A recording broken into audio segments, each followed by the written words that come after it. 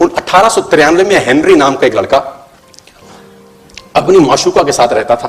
उसके साथ एक गर्लफ्रेंड थी हेनरी की। अब हेनरी की जो गर्लफ्रेंड थी, हेनरी ने उस गर्लफ्रेंड को डंप कर दिया, धोखा दे दिया। अब वो गर्लफ्रेंड जब अपने घर गई, उसने अपने भाई को अपनी आप बीती बताई। अब उस भाई को बहुत गुस्सा आया, भाई ने रिवॉल्वर निकाला। रिवॉल्वर निकालने के बाद हेनरी के घर गया और हेनरी को शूट कर दिया।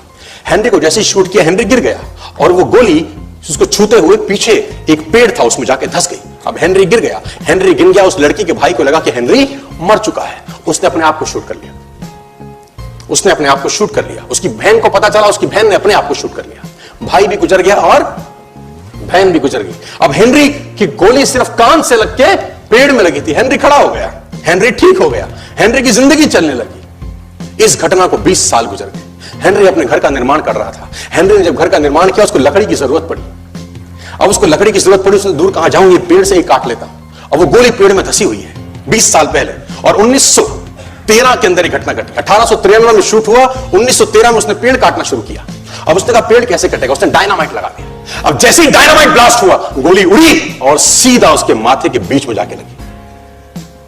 और हेनरी की डेथ 20 साल के बाद हो गई। कर्म फल भोगना पड़ता है, आज कल परसों, और जितना लेट होगा उतना सूद।